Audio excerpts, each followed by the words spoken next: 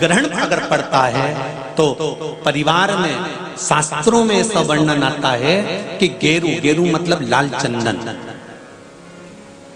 कौन सा चंदन? जम के बोलो जरा। लाल चंदन।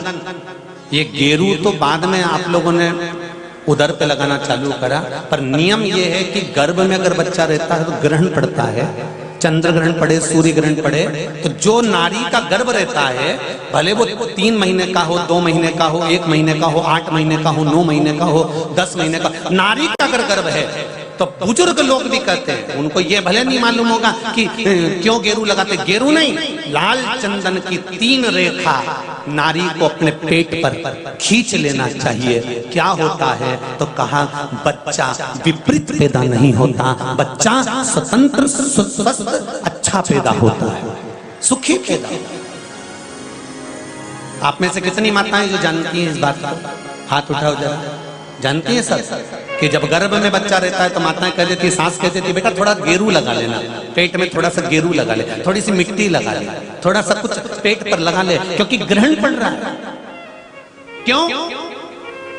अगर ग्रहण पड़ी हुई संतान जन्म लेगी तो ये अपने ही धर्म का विरोध करेगी, सत्य का विरोध करेगी, गलत मार्ग पर चलेगी। और अगर शरीर पर एक त्रिपुंड लगा दिया गया, पेट पर ग्रहण के समय पर गेरू लगा दिया गया, लाल चंदन लगा दिया गया, तो जो बच्चा जन्म लेगा वो माता पिता के विरोध में कभी नहीं खड़ा हो सकता, धर्म के विरोध में कभी नहीं खड़ा हो सकता, सत्य सनातन धर्म के विरोध में कभी खड़ा नहीं हो सकता, हिंदू धर्म के विरोध में कभी खड़ा नहीं हो सकता, हमारे पक्ष में हमेशा बना रहेगा। सनातन धर्म का कुल में पैदा होकर, सनातनी होकर, हिंदू धर्म में पैदा होकर भी अगर कोई हिंदू धर्म का विरोध करता है तो समझ लेना कि यह ग्रहण की औलाद पैदा हुआ है, ये साधारण नहीं है, ग्रहण से पैदा हुआ है। इसलिए सनातनियों का भी विरोध करने के लिए खड़ा हुआ। और आप सबसे निवेदन है, जब ग्रहण पड़े गर्भ पर, भले गेरू की 3 लाइन खींच लो, चाहे लाल चंदन की 3 लाइन खींच लो, पर अपने गर्भ पर गेरू लगाना जरूरी होता है, क्योंकि बच्चा अपने माता पिता की भी नहीं सुनता अगर ग्रहण का भाव उस बच्चे पर पड़ जाए। अगर माता पिता को अपनी सेवा करवाना है तो गर्भस्थ बालक को जब ग्रहण पड़े तो शरीर पर थोड़ा सा त्रिपुंड लगा लेना चाहिए। क्यों? क्योंकि बुजुर्ग माँ बाप की जिंदगी खराब नहीं हो। कई बेटे ऐसे होते हैं माता पिता को नहीं गिनते, कई बेटे ऐसे होते हैं माँ बाप को 2 रोटी नहीं देते, वृद्धाश्रम में छोड़ आते हैं। समझ लो कि ये ग्रहण के पैदा हुए, ये नहीं।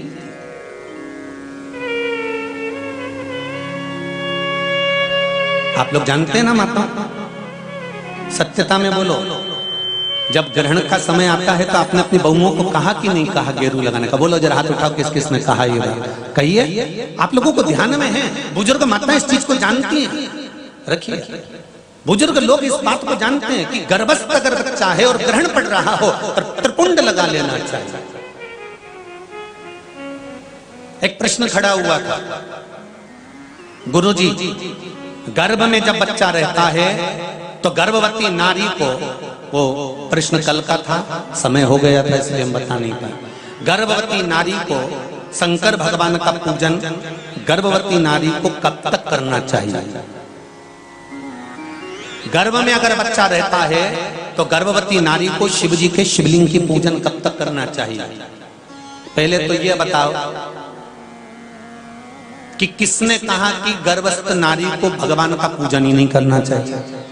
पहले तो उसको ढूंढ के लाओ कि भैरू है कहां, वो उसको पकड़ो, कालिए को जा मिल जा, और उससे पूछो कि हमारे शास्त्र में, हमारे धर्म में, हमारे पुराणों में तुम कितनी पुराण उठाओगे? 18 पुराण, 6 शास्त्र, 4 वेद, कौन से उठाकर लाना चाहते हो? कितने उपनिषद उठाओगे? सारे संहिताओं को उठाकर ले आइए, सारे पुराणों को उठाकर ले आइए, सारे शास्त्रों को उठाकर ले आइए।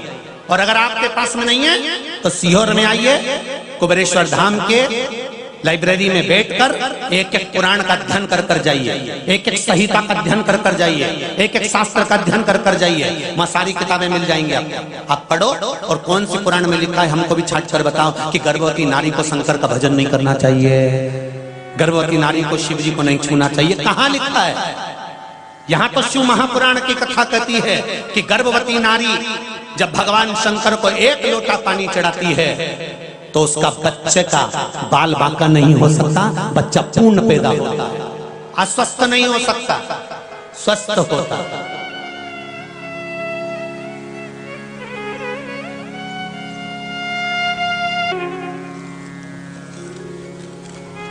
कौन कहता है कि गर्भवती नारी को भगवान शंकर की पूजन नहीं करना चाहिए? कौन कहता है शिव की आराधना नहीं करना चाहिए? दूर मत जाओ, सियोर वाले महाराज की मत सुनो, तुम अपने रायसेन की महारानी की सुनो, रत्नावली। क्या कहती है वो? जिस समय पर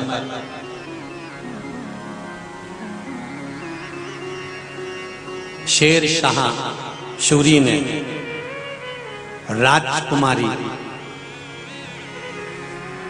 रानी रत्नावली को देखने के लिए सेना तैयार कर कर लेकर आया इस रायसेन के किले पर आक्रमण करने के लिए।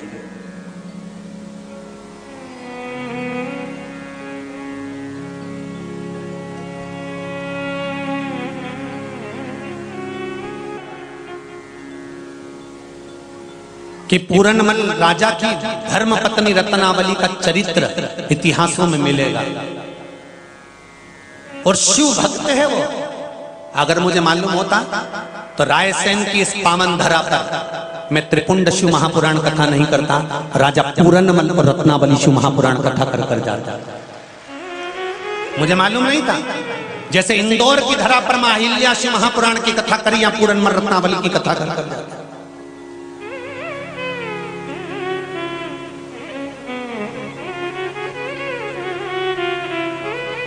जिस समय पर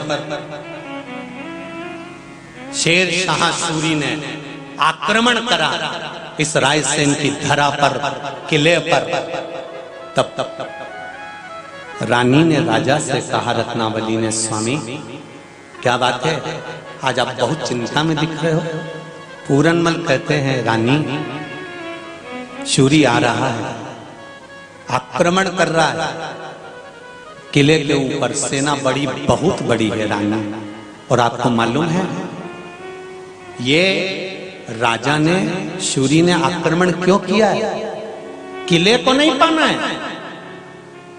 शूरी ने अगर आक्रमण किया है तो केवल तुझे पाना है। रत्नावली तेरी सुंदरता को पाने के लिए ये आक्रमण कर रहा है।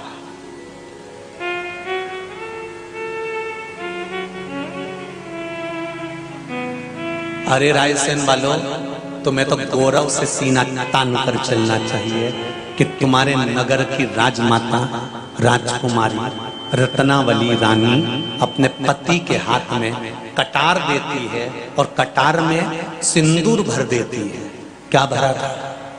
बोलो मेरी माँ। सिंदूर। कटार पर सिंदूर भरकर रत्नावली कहती है, मेरी मांग भर दीजिए।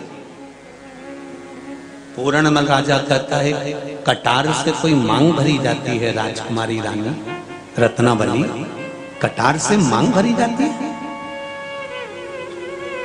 रत्नावली कहती है, मैंने सुना है शिव उदार है, मनुष्य जिंदा रहता है तब भी शंकर उसके साथ रहता है, और मनुष्य मर जाता है तो शंकर के पास चले जाता है। रत्नावली कहती है, जिंदा हूं तब तक तुम्हारी हूं, मरने के बाद तो मेरे शंकर और कंकर की हो जाऊंगी ना। ये मांग आज इस कटार से, इस तलवार से मेरी सिंदूर मेरी मांग में भर दीजिए और मेरा कहना मान लीजिए। शूरी आक्रमण करे इस किले पर, उससे पहले मेरी गर्दन काट दीजिए। मांग भरने के बाद मेरी गर्दन काटना। और इतिहास गवाह है इस किले का कि पूरनमल राजा ने अपनी धर्म पत्नी की मांग भरी सिंदूर तलवार से, और उस तलवार से अपनी पत्नी का जब सिर काट रहा था तो कहते हैं एक कंकर में से भी पानी बह निकला था। वो कंकर कोई दूसरा नहीं था, मेरा देवाधिदेव महादेव शंकर जी था, कोई दूसरा नहीं था। रत्नावली का सिर कट गया, सूरी को क्रोध आ गया, सेना लेकर चढ़ गया किले के ऊपर, और राजा की 3 रानियां और थी, उनको पकड़ना चाहा। दुनिया के लोग मारवाड़ की पद्मावती को याद करते हैं कि वो शोहर कर गई थी, पर मालवा की 3-3 रानियां 600 रानियों के साथ में इसी किले के अंदर आग लगाकर अपने शरीर का बलिदान दे गई थी। ये वो किला है, साधारण है महाराज।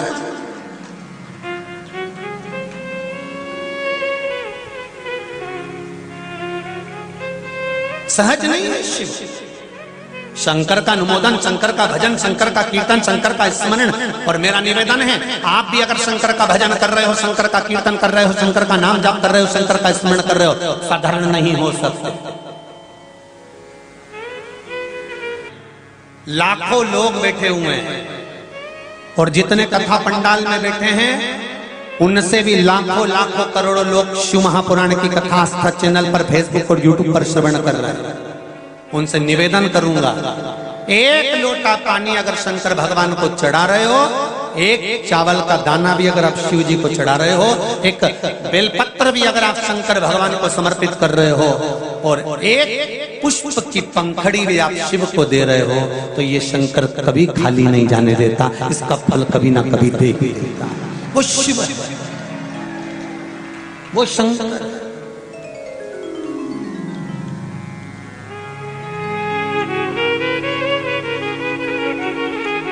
हाँ, शंकर के अनुकूल चढ़ो, शंकर से विपरीत नहीं चलना तुमको, शंकर के अनुकूल चलने का प्रयास करिएगा, शंकर से विपरीत नहीं। नंदी शंकर से एक बार विपरीत चल दिए थे, नंदी ने एक बार शिव जी का कहना नहीं माना था, तब भगवान शंकर ने कह दिया था, नंदी अभी तक तू मेरे साथ में मंदिर के अंदर रहता है, अब तू मंदिर के बाहर रहेगा। एक बार नंदी ने कहना नहीं माना था तो शंकर जी के मंदिर के बाहर नंदी हो गया, अंदर नहीं रहा। उसी तरह आप भगवान की भक्ति के अनुकूल चलते हो तो भगवान के हृदय में विराजमान, और भक्ति के अनुकूल नहीं चल पाते तो आप शिव भक्ति सीखो। युद्ध का जो ज्ञान था वो परशुराम जी को भगवान शंकर ने दिया था।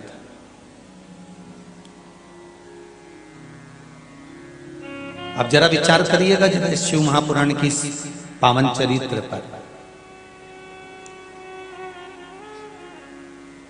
कि परशुराम अवतार भगवान नारायण का 6ठा अवतार, अर्थात भगवान विष्णु, भगवान नारायण युद्ध का अगर कौशल सीखने आ रहे हैं,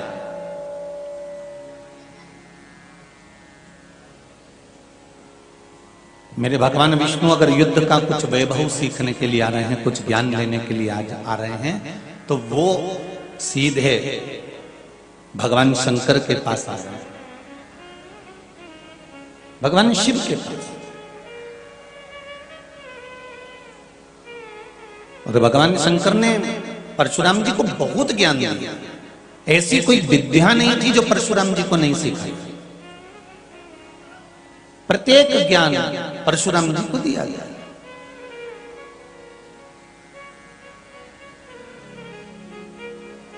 जितने यहां पर बच्चे बैठे हुए हैं जो पढ़ाई कर रहे हैं, विद्या अध्ययन कर रहे हैं, जो स्कूल जाते हो, कॉलेज जाते हो, जो बेटियां स्कूल और कॉलेज पढ़ रही हो, जो बेटे पढ़ रहे हो, जो नवयुवक बच्चे स्कूल में जाकर विद्या अध्ययन कर रहे हो, पढ़ाई कर रहे हो, और विद्या अध्ययन में जो लगे हुए हैं, पढ़ने में जो लगे हुए हैं, पढ़ाई जो कर रहे हैं, उनको कहना चाहूंगा कि मेरे परशुराम भगवान से जरा सीखने का प्रयास करिएगा। भगवान परशुराम जी से थोड़ा सा सीखने का प्रयास करिएगा कि परशुराम भगवान जब विद्या अध्ययन करने के लिए भगवान शंकर जी के पास में जाते हैं और कहते हैं मुझे शस्त्र की विद्या, शास्त्र की विद्या, ये सारी विद्या आप दो। भगवान शंकर ने एक बात कही, आप नारायण के अवतार हैं परशुराम जी, स्वयं विष्णु के अवतार हैं।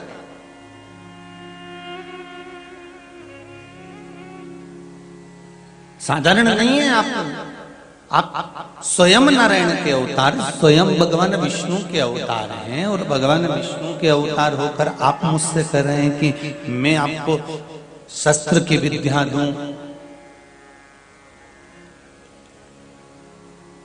मैं आपको शास्त्र की विद्या दूं।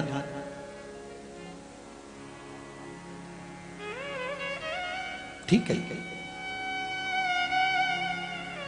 अगर आप चाहते हैं कि मैं शस्त्र की विद्या और शास्त्र की विद्या आपको दूं, मुझे देने में दिक्कत नहीं है। क्या आपके पिता जमदग्नि जी ने मेरे पास भेजा है? हाँ, श्री परशुराम भगवान कह रहे हैं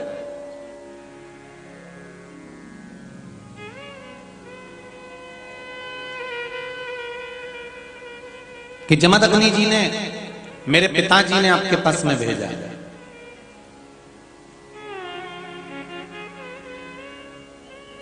और जब मेरे पिता आपके पास में भेजे हैं तो कुछ विश्वास रखकर मेरे पिता ने यहां भेजा, कोई भरोसा रखकर, विश्वास रखकर, दृढ़ता रखकर। एक स्कूल में बच्चों को पढ़ने के लिए, एक गुरुकुल में बच्चों को विद्याध्ययन करने के लिए, एक स्कूल के अंतर्गत बच्चों को जब विद्या के लिए भेजा जाता है तो माता पिता पूर्ण तरह से विश्वास कर लेते हैं कि हाँ, ये बच्चा यहाँ पढ़कर प्रबल बन सकता है।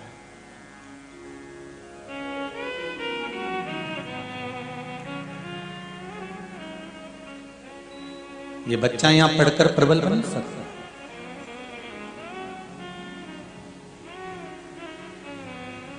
उसको ये ज्ञात हो जाता है।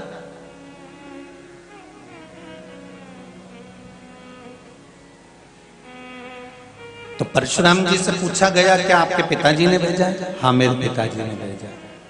ठीक है, भगवान परशुराम जी को भगवान शंकर ने सारी विद्या सिखा दी और सब शस्त्र चलाना सिखा दिए। परशुराम जी ने सहस्त्र बाहु को भी समाप्त कर दिया, सब कुछ हो गया। अब परशुराम भगवान वापिस भगवान शंकर के पास है।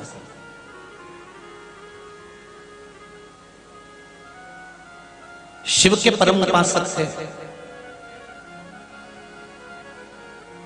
आप में से कई लोग ऐसे होंगे जिन्होंने कोई गुरु मंत्र नहीं लिया होगा अभी तक भी। आप में से कई लोग ऐसे होंगे जो गुरु मंत्र नहीं ले पाए। कितने लोग बैठे हैं ऐसे जिन्होंने गुरु मंत्र नहीं लिया, जिन्होंने नहीं लिया अभी तक? ठीक है, कोई कारण होगा इसलिए नहीं लिया होगा।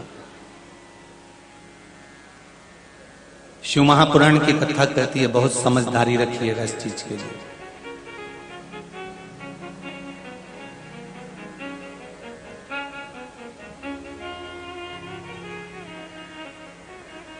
जिसका कोई गुरु नहीं होता, संसार सागर में आने के बाद लोग सोचते हैं कि हम किसको गुरु बनाएं। आज का जमाना बड़ा विचित्र है, किसको गुरु मंत्र लें, किससे कहें। जब कोई गुरु नहीं मिलता तो जैसे परशुराम भगवान ने, भगवान नारायण छठा अवतार परशुराम है, परशुराम भगवान ने जैसे शंकर को गुरु मान लिया था, आप भी शिव को गुरु मान सकते हैं।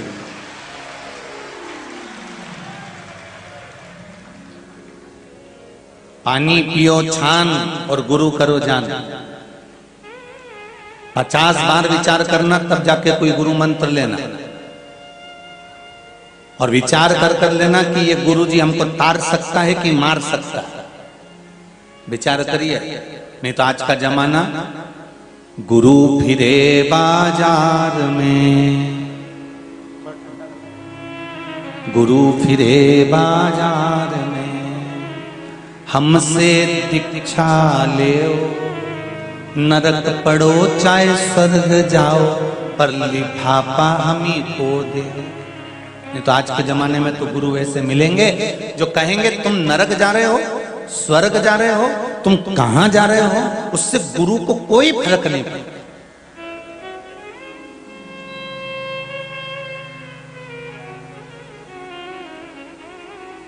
उसको तो केवल एक मतलब है कि तुम धन क्या दे रहे हो, तुम संपदा क्या दे रहे हो,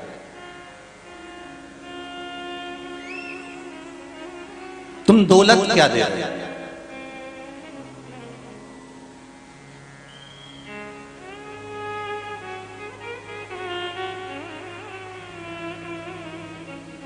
बहुत ध्यान देना एक कथा में। राम जी के मंदिर जाओगे तो हो सकता है कोई पूछ सकता है कि तुम भगवान राम को काय का भोग लेकर आए। कृष्ण मंदिर जाओगे तो हो सकता है कोई पूछ सकता हो कि आप भगवान कृष्ण को काय का भोग लेकर आए। देवी के मंदिर जाओगे तो हो सकता है कोई पूछ सकता है कि तुम सुहाग सामग्री लाए कि नहीं लाए। केवल 33 कोटि देवता में एक देव अधिदेव महादेव एक ऐसे होते हैं जहां पर यह पूछा नहीं जाता कि तुम क्या लेकर आए हो, क्योंकि यहाँ तो शिव पुराण कहती है कि चढ़ी हुई बेलपत्र भी धोकर चढ़ा सकते हो, तो लाने की जरूरत ही क्या है। गुरु को यह मतलब नहीं होता कि तुम्हारे पास में कितनी संपदा है, गुरु को यह मतलब नहीं होता कि तुम्हारे पास में दौलत कितनी है, गुरु को यह मतलब नहीं होता कि तुम्हारे पास में वैभव कितना है, तुम्हारी सत्ता कितनी है, तुम किस ओहदे पर बैठे हो, तुम किस पद पर बैठे हो, तुम्हारी कितनी फैक्ट्रियां चल रही हैं, तुम्हारी कितनी दुकानें चल रही हैं, तुम्हारे कितने मकान हैं, तुम्हारे पास में कितनी जमीन, कितनी जायदाद, कितनी दौलत, कितनी संपदा है, तुम किस पद पर बैठे हो। गुरु को इससे मतलब नहीं होता। गुरु को तो एक मतलब होता है कि मैंने तुझे गुरु मंत्र दिया है तो तू भजन कितना कर रहा है, क्योंकि डिग्री यहां देखी जाती है, वहां तो भजन ही देखा जाता है, स्मरण ही देखा जाता है। वहां आपकी डिग्री नहीं देखी जाएगी, यहाँ तो वहां केवल आपका कीर्तन, भजन, स्मरण, मंत्र जाप, नाम जाप जो आप कर रहे हैं इस पंडाल में बैठकर और आस्था चैनल के माध्यम से, फेसबुक यूट्यूब के माध्यम से, अपने घर पर बैठकर या पंडाल में बैठकर जो भगवत नाम ले रहे हैं वहां वो देखा जाए।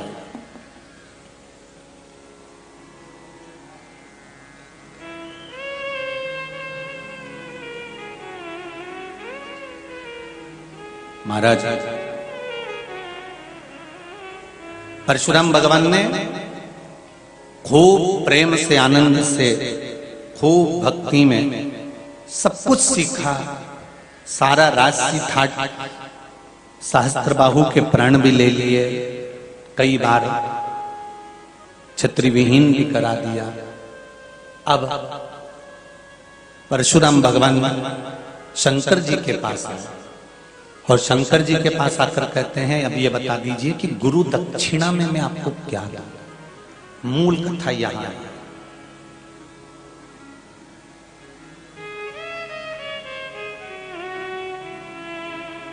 गुरु दक्षिणा में मैं आपको क्या दूं।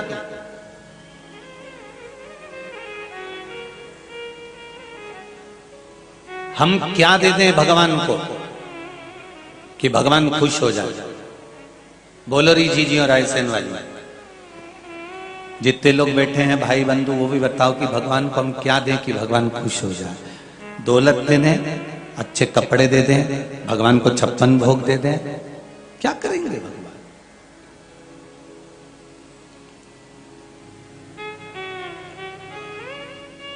किसी ने कहा भगवान कृष्ण को भोजन अच्छा लगता है तो भगवान को 56 भोग दे दो। भगवान के तुम्हारे 56 भोग का करूंगा क्या। द्रौपदी के यहाँ जाता हूँ, आधा चावल का दाना खाता रहता हूँ, 10,000 ब्राह्मण का पेट भर देता हूँ एक ही बार में। तो तुम्हारे चावल का एक दाने से मैं दुनिया का पेट भर सकता हूँ, तो तुम्हारे भोजन की मुझे जरूरत नहीं है। किसी ने कहा भगवान को वस्त्र दे दिए जाएं, तो भगवान कहते हैं जब द्रौपदी का चीर खींचा जा रहा था, एक उंगली उठाई थी और 9,999 साड़ियां देकर आ गया था। एक उंगली से जब मैं 9,999 साड़ी दे सकता हूं तो मेरी तो अभी इतनी सारी उंगलियां बची हुई है। फैक्ट्रियां कपड़ों की तो मेरी खुद चल रही हैं। मुझे तुम्हारे कपड़े नहीं चाहिए, मुझे तुम्हारा भोजन नहीं चाहिए। किसी ने कहा भगवान को रतन दे दो, माणिक दे दो, सोना चांदी दे दो। भगवान के तुम्हारे रतन का करूंगा क्या? जिस समय पर मेरा विवाह लक्ष्मी जी के साथ में हो रहा था तो समुद्र देव ने रत्नाकर ने इतने रतन दे दिए थे विवाह में, इतना सोना चांदी, इतना हीरा पन्ना आभूषण दे दिया था कि मेरे पास रखने की जगह नहीं थी। तो जब लक्ष्मी मेरे चरणों में पड़ी हुई है तो मुझे तुम्हारे रतन भी नहीं चाहिए। भगवान कहते हैं मुझे वो दो जो मेरे पास में नहीं है। जिसके पास में जो चीज नहीं होती उसको वो दिया जाता है तो संभाल के रखता है। तुम्हारे पास में लाल कलर की साड़ी नहीं होगी, कोई लाल देगा, तुम संभाल के रखोगे। तुम्हारे पास में पीली साड़ी नहीं होगी, पीली देगा, तुम तुरंत उसकी फाल फीको सब बनवा के तैयार कर लोगे, चोली वोली सिलवा लोगे, सब पूरी तैयारी कर कर रख लोगे। जैसे जिस कलर का वस्त्र तुम्हारे पास में नहीं है वो अगर किसी ने दिया तो तुमने संभाल के रखा, और वस्त्र देने वाले ने दिया और तुम्हारे पास में वो वस्त्र पहले से था, लाल कलर पहले से था, पीला कलर पहले से था, तो तुमने देखा अच्छी है तो बहू को दे दी, और अच्छी है बेटी को दे दी। अगर वो साड़ी थोड़ी भी गड़बड़ है तो तुमने भागवत जी पे चढ़ा दी। क्योंकि जो चीज काम की नहीं होती वो भगवान को चढ़ाई जाती है। जो सिक्का कहीं नहीं चढ़े, जो नोट फट गया, गल गया, सड़ गया, जो कहीं नहीं चलेगा वो आरती में चढ़ेगा।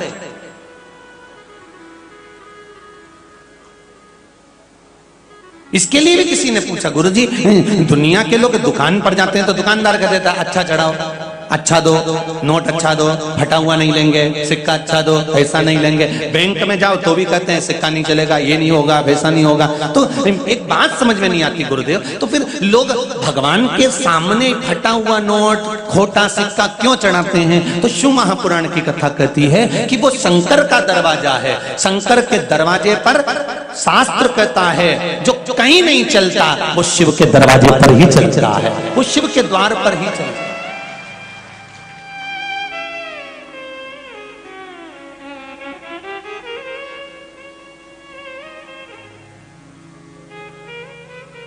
सारे खोटे ही चलते हैं। तुम अंदाजा लगा लो, भगवान विष्णु ने भगवान नारायण की जब शादी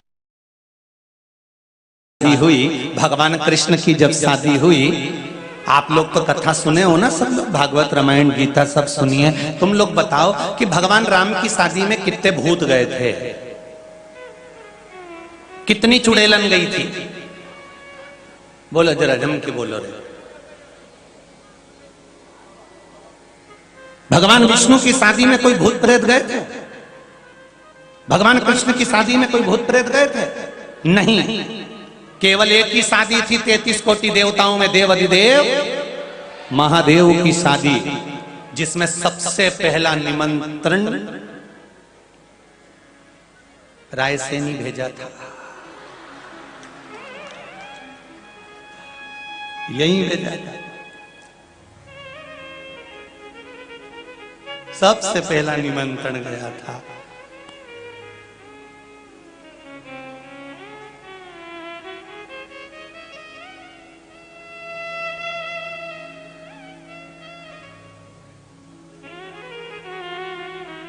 जैसे शादी पक्की होती है तो सबसे पहले पार्लर बुक होता है ना, उसी तरह शंकर जी की शादी में भी सबसे पहले पार्लर बुक हुआ था। और वो पार्लर कोई दूसरा नहीं था, संसार।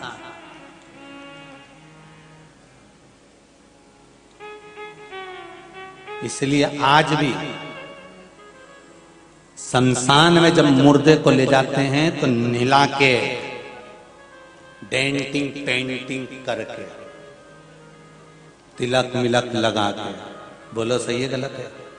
महाबूर मेहंदी सब लगा के, चूड़ी मूड़ी पिड़ा के, लाल चुंदड़ी ओढ़ा के, और पुरुष मरे तो फेटा मेटा जोरदार टोपी मोपी तिलक वगैरह, तुलसी की माला, जनेऊ सब धारण कर खुदा के, कंठी मंठी पिना के फिर शमशान ले जाया जाता है। क्यों? क्योंकि कहीं पर भी जाओ थोड़ा सज धज के शिव के द्वार जाओ। शमशान भगवान शंकर जहां श्रृंगार कर रहे हैं वो कोई साधारण भूमि होगी?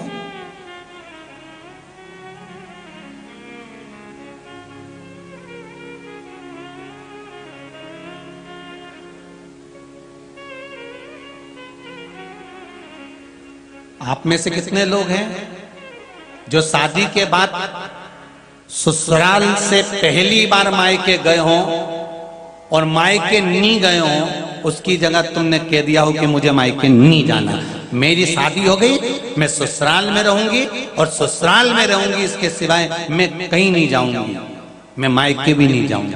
कोई है ऐसा जिसने किया हो कि मायके नहीं जाऊंगी? जाऊंगी, मायके पहुंचो। केवल एक थी,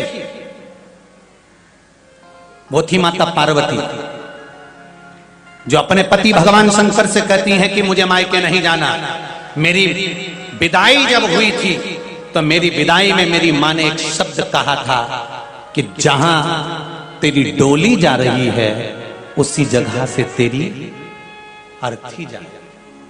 मेरी मां ने विदा के समय पर कहा था।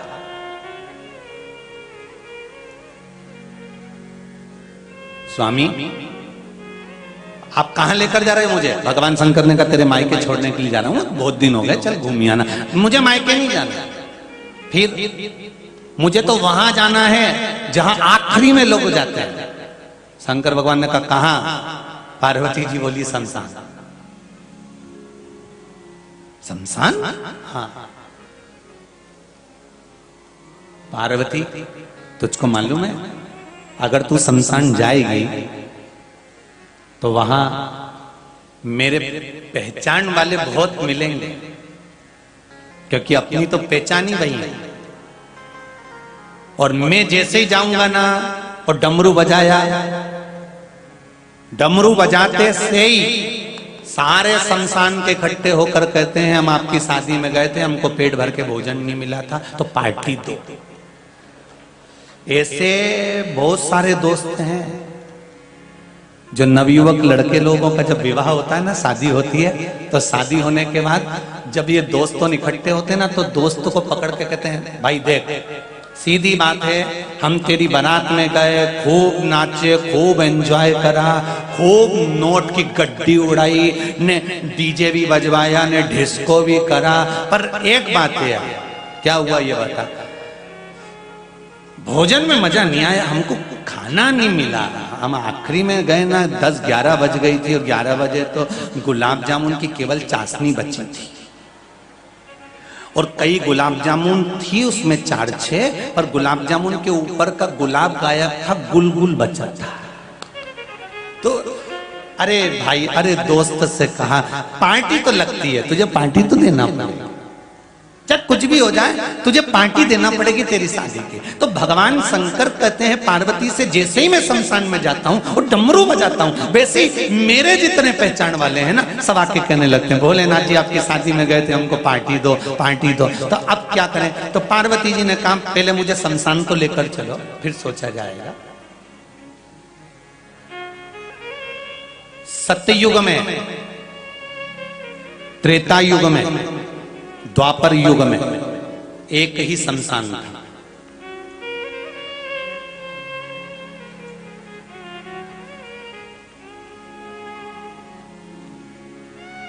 वो कौन सा शमशान था? जम के बोलते जाओ। सत्ययुग में, त्रेता में, द्वापर में एक ही शमशान था, वो शंकर भगवान का नंदन वन, काशी, वाराणसी, केवल त्रेता, सतयुग और द्वापर का एक ही शमशान था। स्कंद पुराण उठाकर देखिए, देवी भागवत उठाकर देखिए, पद्म पुराण उठाकर देखिए, गर्ग संहिता उठाकर देखिए, ब्रह्मवेत्ता पुराण उठाकर देखिए। आप जितनी पुराणों को उठाकर देखेंगे और अगर आपके हाथ में काशी खंड लग जाए तो आप उसको जब पढ़ने के लिए बैठेंगे तो आपको प्राप्त होगा कि त्रेता में, द्वापर में, सतयुग में एक ही शमशान।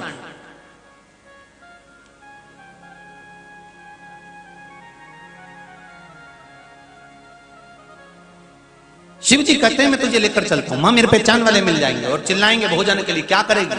पार्वती जी कहती है आप जो आज्ञा करोगे मैं कर दूंगी। ठीक है, शंकर भगवान ले गए पार्वती जी को शमशान में। अभी तक कैलाश पर रहते थे मेरे भोलेनाथ, आज शमशान में पहली बार पहुंचे हैं पार्वती को लेकर। शिव आते थे पर पार्वती नहीं आई थी, पहली बार माता पार्वती शमशान में पहुंची, काशी में पहुंची। और जो पार्वती जी ने शमशान की रौनकता देखी, इसलिए पूरी दुनिया में जिंदा आदमी होली खेलता है, काशी में तो मुर्दे होली खेलते हैं। काशी में होली के दिन जितनी अर्थियां आती हैं जलने के लिए, जो शव आते हैं जलने के लिए, उन अर्थियों को लोग उठा के नाचते डिस्को करते हैं। तुमने कभी मुर्दे को डिस्को करते देखा? अरे बोलो तो जम के नहीं देखा ना, तो अगली बार होली खेलने काशी चले जाओ। जब होली में काशी पर जाओगे तो काशी में जो होली होती है, शमशान की होली, जहां पर अर्थी कंधे पर पड़ी रहती है और मुर्दे बंधे रहते हैं, और काशी के लोग मुर्दों के साथ होली खेलते हैं, क्योंकि मेरा भस्मीधारी खेलता है, मेरा शिव। परशुराम भगवान से कहा भगवान शंकर ने, क्रोध दे दे मुझको। गुरु दक्षिणा में अगर मांगा तो क्रोध मांगा।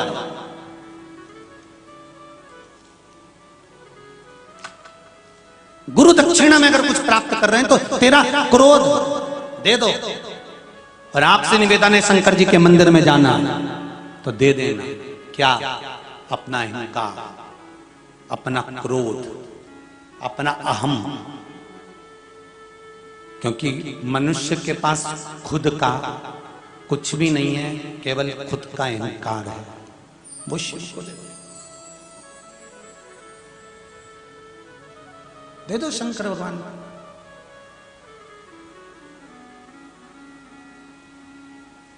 मैंने तेरे ही भरोसे, ओ भोले तेरे ही भरोसे, हवा बिच उड़ती जावांगी, बाबा डोर हलो छठी नाम कटी जाएगी। ये शिव को सौंप दो।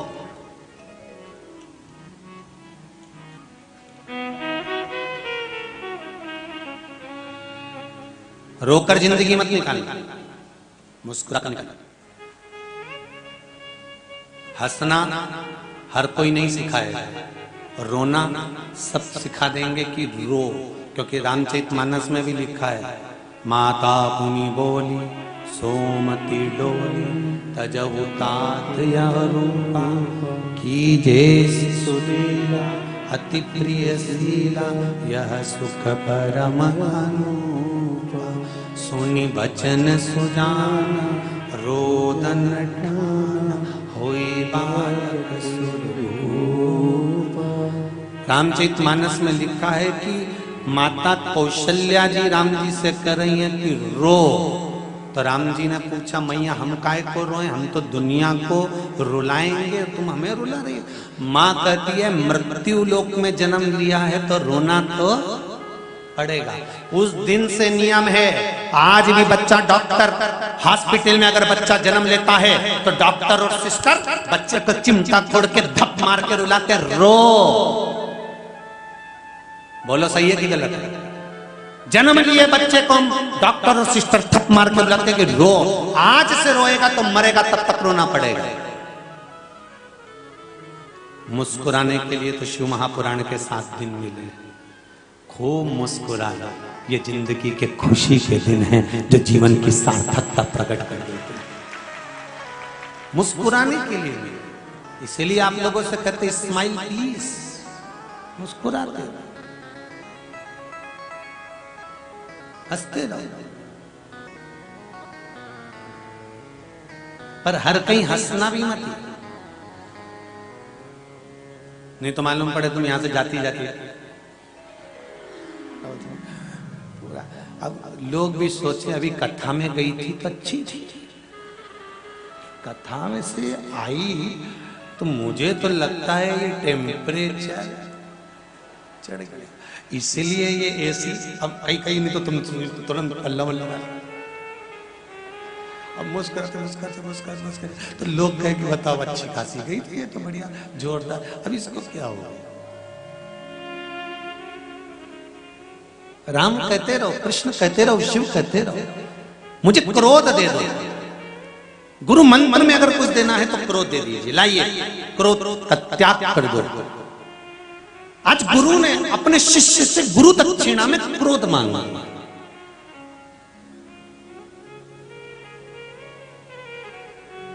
देव देगा क्रोध।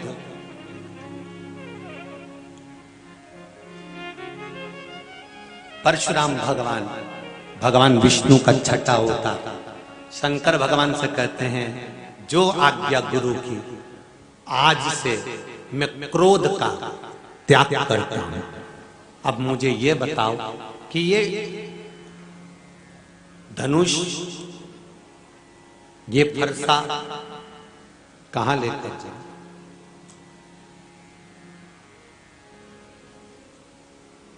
क्या करूं मैं इतना?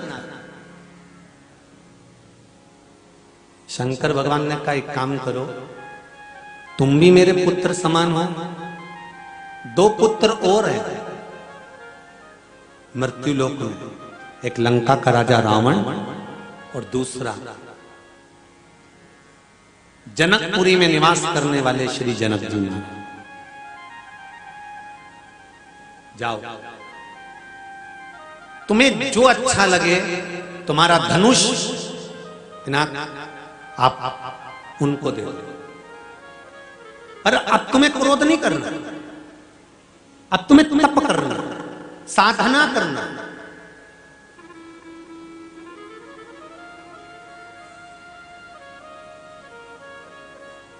मुझे कब तक रहना पड़ेगा इस मृत्यु लोक में? परशुराम जी का शब्द है अपने गुरु जी से, शंकर भगवान से, इस मृत्यु लोक में मुझे कब तक रहना है? जब तक कल्कि अवतार नहीं हो जाता। आप अपना फरसा, धनुष तो आप दे दोगे, इन दो में से किसी एक को फरसा, कल्कि अवतार जब होगा तब तुम्हें देना है। उस समय पर स्वयं शंकर कह रहे हैं कि मैंने जो आपको ज्ञान दिया है परशुराम भगवान, ये ज्ञान आपको कल्कि अवतार को देना है। जो ज्ञान आपको मिलता है, आप अगर दूसरे को प्रदान करते हो तो इससे बढ़कर कोई सुख नहीं। कोई बीमार पड़ा है, आपने फोन कर जैसे वो पत्र में आया कि बहन ने फोन कर बोला भाभी पशुपति व्रत करो। अगर कोई बीमार पड़ा है, किसी को कोई कष्ट है, किसी को कोई बीमारी है, किसी को कोई रोग है, किसी को कोई तकलीफ आ गई, तो आप कह सकते हो मैंने कथा में सुना है।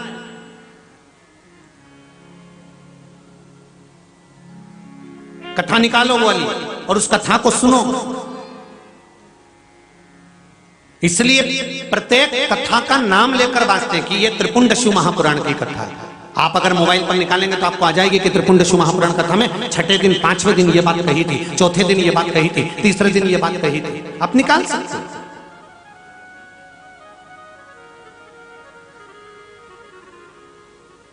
शिव पंचामृत महापुराण की कथा है, आप निकाल कर सुन सकते हो। अगली हरि का द्वार शिव महापुराण कथा है, आप सुन सकते हो।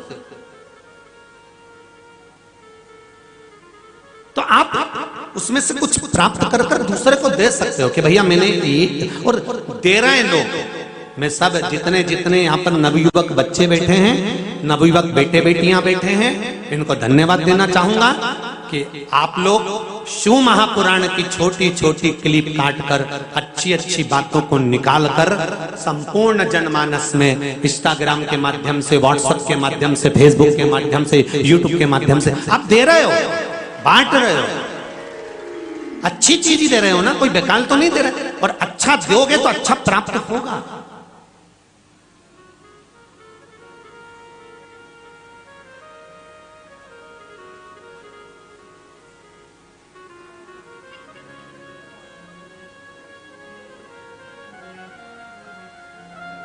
अपने भक्त को भगवान अपने धाम लेकर चले जाता, उसको छोड़ता नहीं ज्यादा समय। उसका उपासक है, उसकी भक्ति में डूबने वाला है, गलत काम नहीं करता, वो हमेशा श्रेष्ठ करता, तो उसको सड़ाता नहीं है मृत्यु लोक में, तड़पाएगा नहीं मृत्यु लोक में, तुरंत लेकर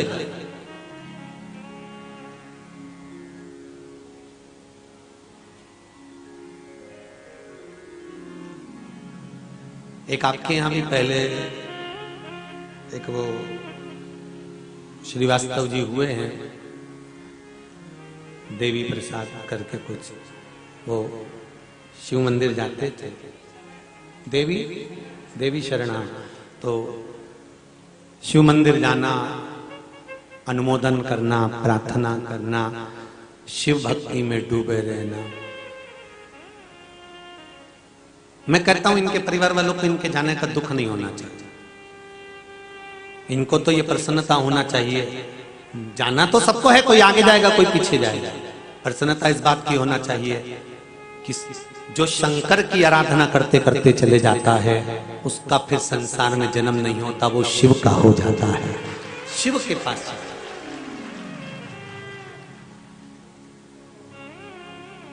फिर उसको भटकना नहीं है।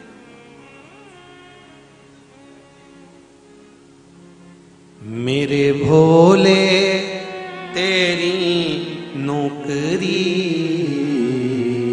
सबसे बढ़िया है, सबसे बड़ी हो। मेरे बाबा तेरी नौकरी सबसे बढ़िया है, सबसे खरी। तेरे दरवाजे की चाकरी सबसे बढ़िया है, सबसे। इसके लिए पत्र है, देखिए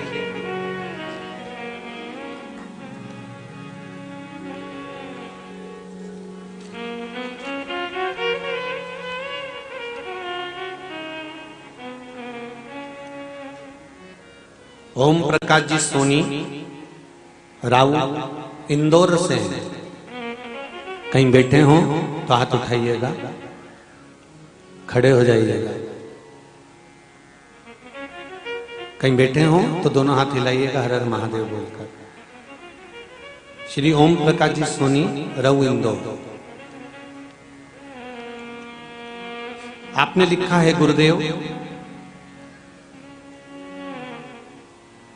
मैं ओम प्रकाश सोनी राव इंदौर निवासी शिव की महिमा का बखान आपसे बतलाना चाहता हूं। नवंबर महीने में 2021 में मेरे पिताजी गांव से आए रऊ और मुझसे पूछने लगे यहाँ पर आसपास में शिव जी का कोई मंदिर है? तो मैंने कहा है। तो कहने लगे रोज मंदिर दीपक लगाया करो। तो मैं मंदिर जाना शुरू किया तो मैंने देखा कि वहां पर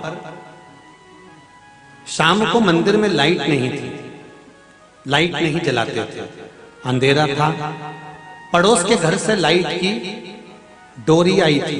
मैंने पूछा लाइट क्यों नहीं जलाते हो आप? तो कहने लगे जिन्होंने मंदिर बनवाया उनकी कोरोना में मृत्यु हो गई, देहांत हो गया। पति पत्नी का दोनों का ही देहांत हो गया। हम भी नाराज हैं भगवान से, भगवान ने अच्छा नहीं किया यहां पर, इसलिए हम लाइट नहीं जलाते। तब मैंने कहा ये अच्छी बात नहीं है, लाइट तो जलाना चाहिए। उन्होंने मेरे कहने पर जिन लोगों को मंदिर बनाया था उनके बच्चों को कहकर लाइट चालू करवाई। गुरुदेव जिन्होंने मंदिर बनवाया था वो पूरा परिवार माता पिता के जाने के बाद कर्जे में लदालूम हो गए थे। इतना कर्जा हो गया था कि जिस मकान में रह रहे थे वो मकान भी गिरवे रखा हुआ था, वो भी जा रहा था। सरकार में लोन था, सब खत्म होने वाला था। गुरुदेव मैं मंदिर में दिया जलाने का, रोशनी करने का क्या फल होता है वो बता रहा हूं। मैंने उनसे कहकर, पड़ोसी के लोगों से कहकर लाइट चालू करवाई और फल क्या हुआ कि 90 दिन उनके पास सरकार का नोटिस आ गया कि आपका कर्जा माफ होता है और आपका मकान छोड़ा जाता है। देखिए ये पत्र है।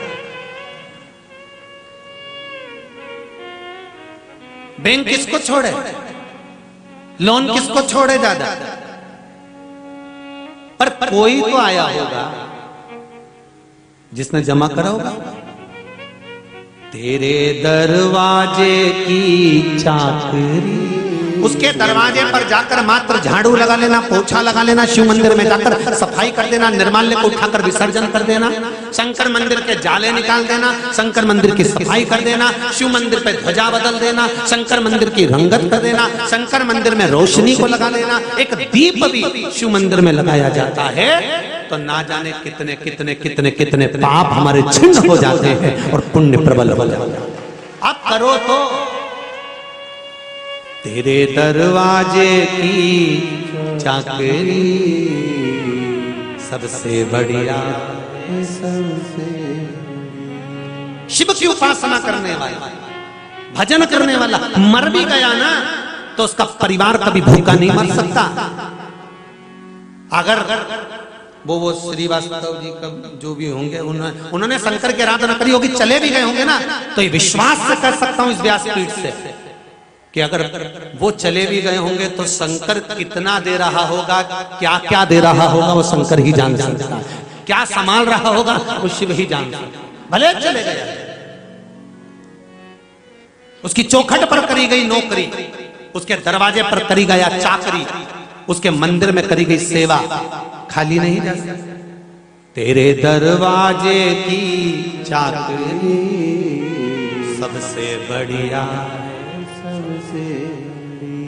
शिव मंदिर जाना तो वहां पर कमाने का मत सोचना कि मुझे यहां से इतना कमाना है, मुझे इतनी दौलत इकट्ठी करना है, मुझे इतना पैसा इकट्ठा करना है। नहीं नहीं, यहां तो मैं शिव की आराधना करने आया हूं, शंकर की चाकरी करने आया हूं। मैं देगा तो वो देगा, भाग्य का उसने लिख कर रखा होगा, वो मुझे देगा, वो प्रदान कर देगा।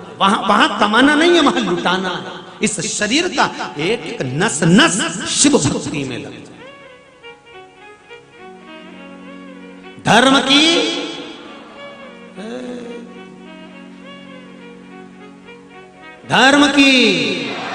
अधर्म का, प्राणियों में विश्व का कब होगा?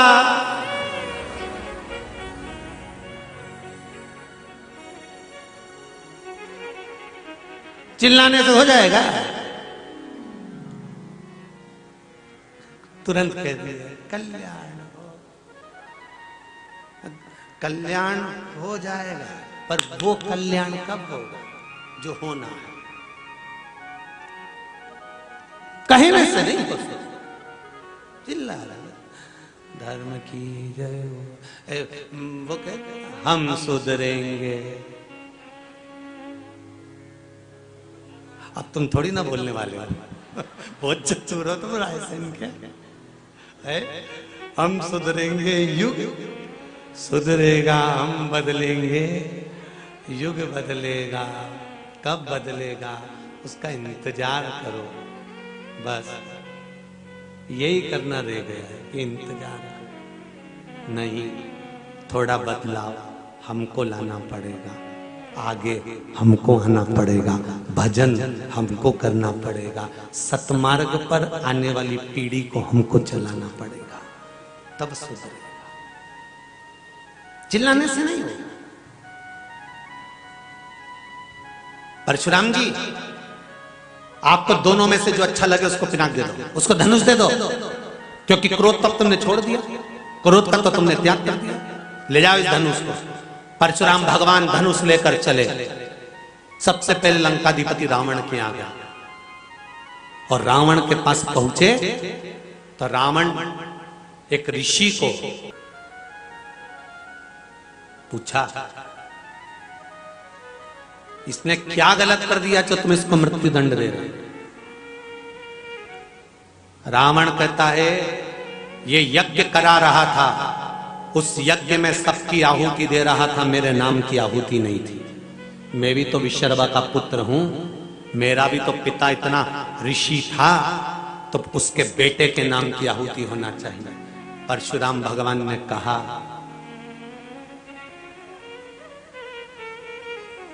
पैदा भले तुम ब्राह्मण की कोख से हो गए, पर कर्म तुम्हारा ब्राह्मण का नहीं हो पाया, तो तुम्हारी आहुति देगा कौन?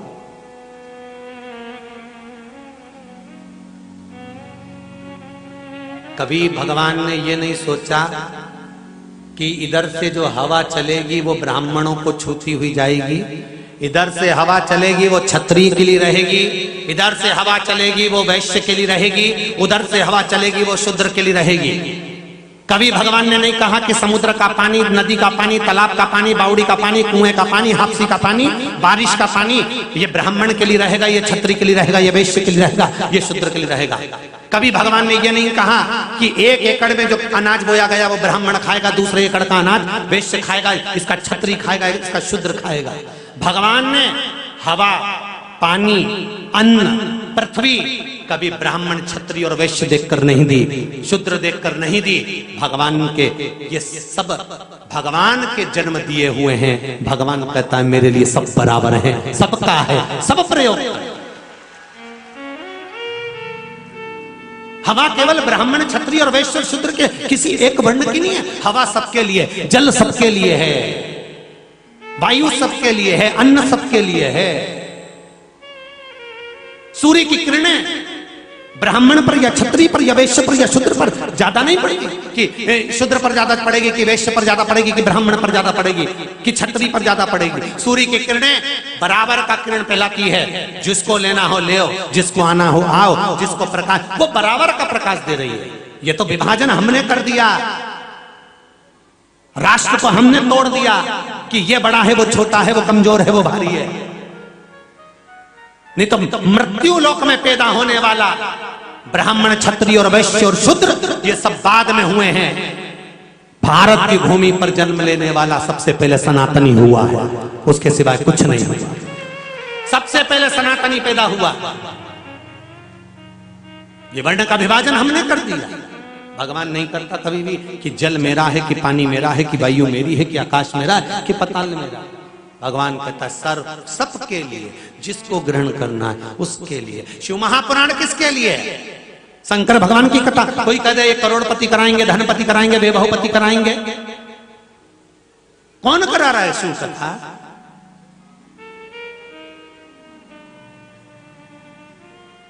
कौन करा रहा है? सब इकट्ठे हो गए। किसी ने कुछ लगाया होगा, किसी ने कुछ लगाया होगा, किसी ने कुछ लगाया होगा। किसी एक व्यक्ति की नहीं, कथा शिव की है, शंकर ने करा ली है। शिव को कराना थी। मुझे तो लगता है ये कथा अमरनाथ सेवा समिति भी नहीं करा रही। मुझे तो ये लगता है ये कथा वो बैठा है ना ऊपर, वो सोमेश्वर, उसने करवाई ये कथा, वो करवा रहा है और वो बाँच रहा है और वही सुन रहा है, कोई दूसरा नहीं करवा सकता।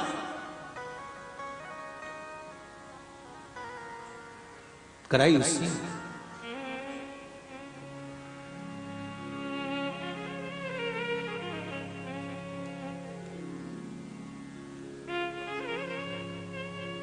यहां भी वही लेकर आया। तुम सब विचार करके बैठे थे एक दिन जाऊंगी, नवरात्रि चल रहे हैं, घर में बहुत काम रहता है, फिर देखूंगी टाइम मिलेगा तो कथा में जाऊंगी। दूसरे दिन जैसे ही 1 बजी ना तो अंदर से हिलोरे आने लगे, चली जा। वो हिलोरे कोई दूसरे ने नहीं दिए, वो मेरे ओघड़दानी है ना शंकर जी, वो पास में आके बोलता रहा, क्या कर रही है?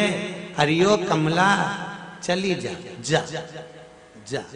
ओ बिमला, ओ भेरू, दुकान कब तक चलाएगा? चले जा जा, जरा शटर नीचे गिरा और पहुंच जा। और आज वास्तव में इतने सारे भेरू आए, ढेर सारे भेज पर धक्का लगाने का काम उसका है। जाओ पहुंचो, स्मरण करो, भजन करो, कीर्तन करो, मंत्र जाप करो, नाम जाप करो, जाइए। धनुष लेकर पहुंचे तो ऋषि को रावण मृत्यु दंड दे रहा था। परशुराम भगवान ने पूछ लिया, क्या कर रहे हो ये? इस ऋषि ने मेरी आहुति नहीं दी इसलिए मृत्यु दंड दे रहा हूं। हो परशुराम भगवान ने कहा, रावण तुम पर मेरा एक एहसान है, भूल गए क्या? रावण कहने लगे, मैं कभी नहीं भूलता परशुराम भगवान आपके एहसान को। याद करो, मेरा एक एहसान है, सहस्त्रबाहु से छुड़वाया था तुमको। अगर मैंने तुम पर एक एहसान करा था तो आज तुम मुझ पर एक एहसान कर दीजिए, उस एहसान का फल अदा कर दीजिए। परशुराम भगवान कहते हैं, तुम इस ब्राह्मण ऋषि को छोड़ दीजिए,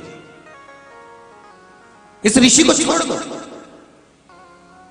ठीक है, आप कहते हो मैं छोड़ देता हूं, आप कैसे आना हुआ ये तो बता दो। परशुराम भगवान कहने लगे मेरा धनुष देना था, शिव जी ने कहा था मेरे दो भक्त हैं, एक रावण एक जनक, इन दोनों में से किसी को भी दे दो, इसलिए मैं आपको देने आया था, पर अब नहीं दूंगा। ज्ञान उसी को दिया जाता है, अच्छी चीजें उसी को दी जाती है, शेरनी का दूध उसी पात्र में रखा जाता है जो पात्र श्रेष्ठ होता है।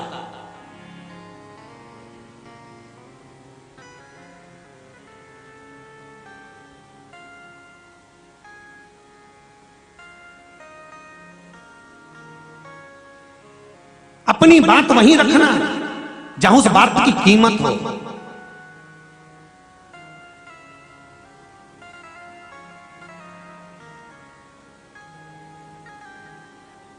अब मैं ये धनुष नहीं दूंगा, लेकर चल दीजिए। सीधे जनक जी के यहां पहुंचे। जनक जी के यहां जाते से जनक जी के राजपाट में जो देखा, जनक जी का जो भाव और विश्वास देखा, परशुराम भगवान ने कहा राजा जनक मैं ये धनुष आपको देना चाहता हूं। क्यों? क्या देखा है आप? बस जो देखना था देख लिया। सबसे बड़ी बात आपके राज्य में देखी है कि आपके यहां कारागार नहीं है, जेल नहीं है।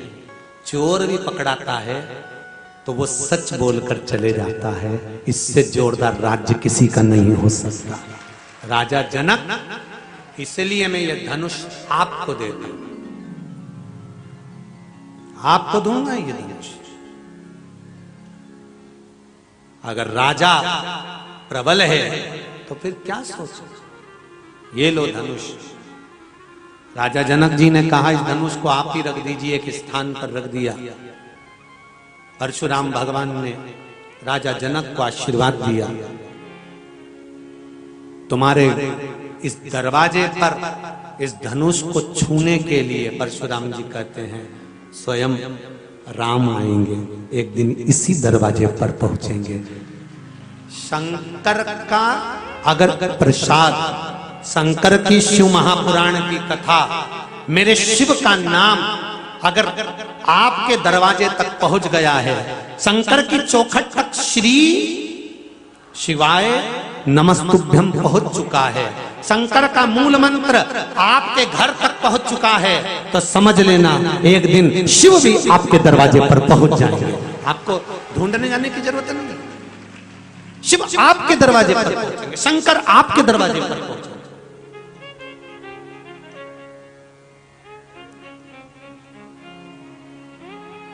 आप तो भजो, जब दुख आए, तकलीफ आए, कष्ट आए, रोग आए, बीमारी आए, परेशानी आए, भजो उसका नाम। भजो। शंकर के भगत होते हैं जो राम और कृष्ण के भगत होते हैं, भगवान के जो उपासक होते हैं, उन्हें भगवान को ढूंढने की जरूरत नहीं होती, भगवान टार्च चमका के उनको ढूंढ कर बुला लेते हैं। ये शिव कथा, उनको ढूंढने की जरूरत नहीं है। अब तो केवल उसका दिल से नाम तो लो। सिम्मी देवी ने भी एक प्रश्न किया कि आप शिव की जटा में कैसे पहुंच गए? शंकर की जटा में तो चंद्र है, शंकर की जटा में गंगा है, और शंकर की जटा में राहु भी है। शंकर भगवान के गले में दो तरह की माला का दर्शन होता है। एक कपाल की माला, आपने देखा होगा जैसे खुपड़िया होती है, व्यक्ति जब मर जाता है उसकी कंकाल जो होता है वो कंकाल की माला शिव जी के गले में पड़ी होती है। और एक शिव जी के गले में जो माला होती है उसमें मूछें बनी होती है। आप लोगों ने राजा महाकाल के मंदिर में, काशी विश्वनाथ जी के मंदिर में आप लोगों ने इस माला का दर्शन करा होगा कि चांदी की मुंड की माला, उसमें मूछ बनी हुई है, और एक मुंड की माला होती है जिसमें केवल कंकाल होता है, चेहरा कंकाल। दो तरह की माला होती है।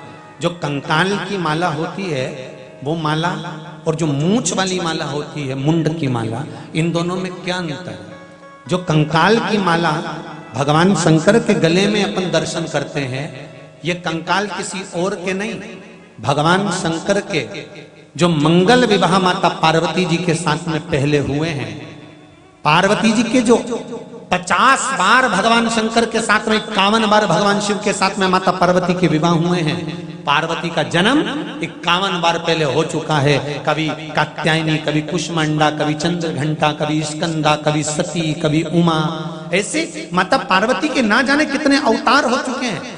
जितनी बार माता पार्वती जन्म लेती थी उतनी बार प्राण माता पार्वती के छूटते थे। हर बार माता पार्वती अमर कथा सुनने के लिए जाती थी पर कथा नहीं सुन पाती थी।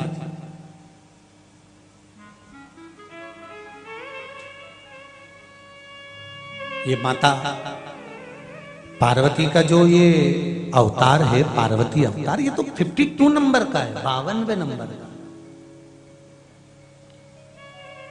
इससे पहले 51 तो चले गए।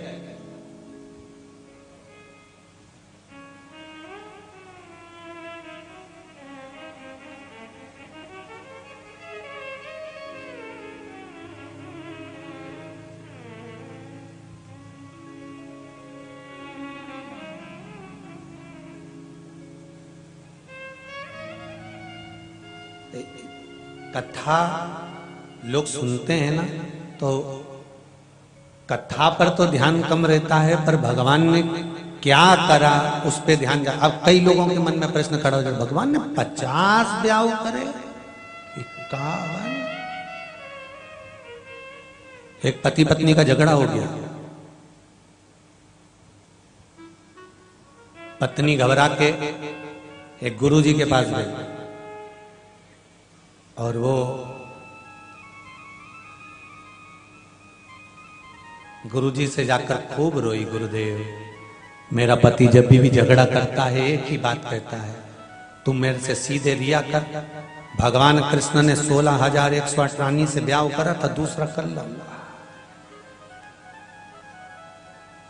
गुरुदेव बड़ी तकलीफ में हूं। हमने भी कह दिया काहे की चिंता करना, अब की बार वो धमकी दे तो तू मत चूकना। तू भी कह देना द्रौपदी के 5 थे, तू काहे को टेंशन लेती। और उसने जो कहा, तू मेरे से सही से रिया कर, जरा बता दे रही हूं, पहले मैं तेरे को बता रहा हूं। भगवान कृष्ण ने 16,108 रानी से शादी करी थी, मैं दूसरी कर लाऊंगा। इतने में आ गई धंधनाती, शिव पुराण सुन के आई थी। धमकी तो देना ही मती। द्रौपदी के भी 5 थे। उस दिन से पति बोला ही नहीं, बापड़ा एक शब्द नहीं। उसके बाद नहीं बोला, फिर तो उसने आरती गई नवरात्रा में, अम्बे तू है जगदम्बिका, ही नहीं फिर बोले तो बोले क्या। अरे भाई अब गुण मत देखो, थोड़ा गुण देखने का प्रयास करिए।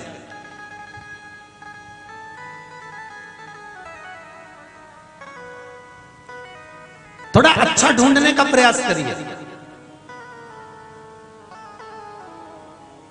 पर जिसकी चित्त वृत्ति में अच्छा भरा ही नहीं होगा तो बच्चा ढूंढेगा कैसे।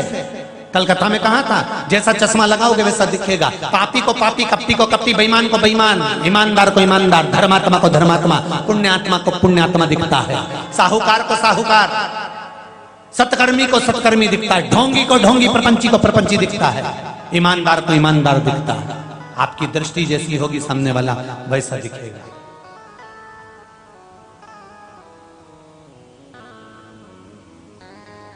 आप अच्छा ढूंढोगे अच्छा मिलेगा।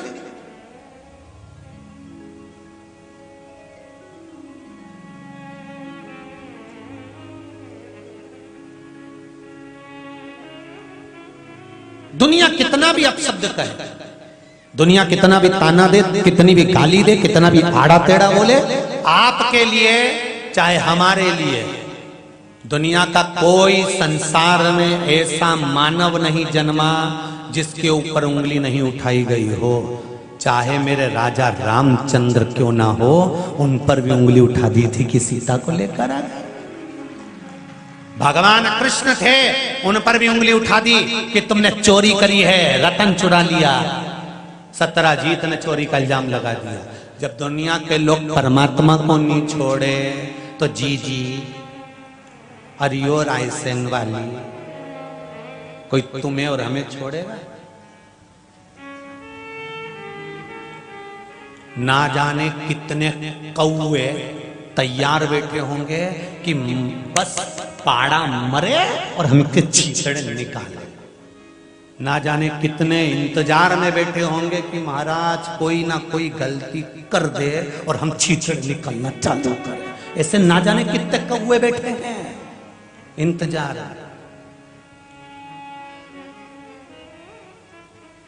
और केवल ये महाराज के लिए नहीं, मृत्यु लोक में जो जन्म लेता है, मानव का शरीर जिसको मिला है, चाहे वो भगवान राम हो चाहे वो भगवान कृष्ण हो, मृत्यु लोक में अगर जन्म लिया है तो दुनिया के लोग अब शब्द कहे बिना नहीं रहेंगे। बस अपने को क्या करना है, शिव पुराण का एक बात याद रखना है, क्या किसको रोइए चादर तान के सोइए। आग लगे बस्ती में अपन रहो मस्ती में, चकाचक कोई कितनी गाली दे तुम जोरदार श्रृंगार करके धागा से 2-4 बार और बनवाया कहेगा ही ना, इसे ज्यादा तो नहीं बोलेगा। कोई कितना भी अपशब्द के तुम ऐसी मुंडी करके ऊपर ककड़िया धर के बैठ जाए 2 घंटा बोलेगा ही ना। कोई कितना भी अपशब्द के तुम तो अपनी मस्ती में मस्त होके बढ़िया जोरदार ठेटा मीठा बांध के, जिससे अपनी नी पटे नी ऊकी दरवाजे से निकल के जोरदार जाओ, राम राम जी चलो कहीं चलो। आज नुक्ता है बेई जी, क्या नुक्ती झड़ेंगे, चलो तुम तो ऐसी खुश रहो जी। क्या रखा है, छोटी सी जिंदगी में मनुष्य कब चला जाएगा मालूम नहीं पड़ेगा, और नुक्ती से वो रायता बन जाएगा कब किसी को पता नहीं है।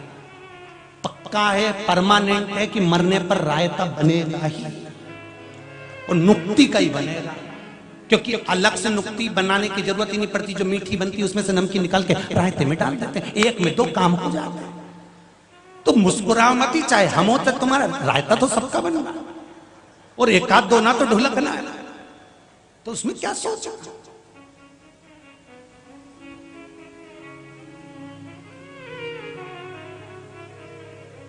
बस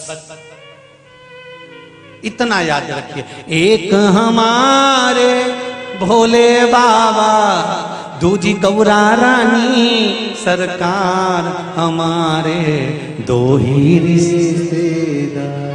इसके सिवाय कोई संबंध नहीं, कोई नाते नहीं, कोई कुटुंब नहीं, कोई कबीला नहीं। कहे कहने वाला, अपशब्द कहने वाला कहेगा, ताने देने वाला देगा, और कौवा निगाह रखेगा। रखने दो, आप अपनी मस्ती में डूबना। ना तो आपको सियोर वाले महाराज से मतलब होना चाहिए, ना सियोर वाले महाराज को आपसे मतलब होना चाहिए। और केवल सियोर वाले महाराज से मतलब नहीं, संसार के किसी महाराज से आपको मतलब नहीं होना चाहिए। आपको तो देव अधिदेव महादेव से, राम और कृष्ण से मतलब होना चाहिए, भगवान से मतलब रखना। ये मनुष्य शरीर, इंसान का शरीर, मानव का शरीर है। इंसान के शरीर से गलती हो सकती है, पर परमात्मा से गलती नहीं हो सकती। उसने अगर तुम्हारा निर्माण करा है, कुछ सोच समझ कर करा होगा, उसको भजो, महाराज को नहीं।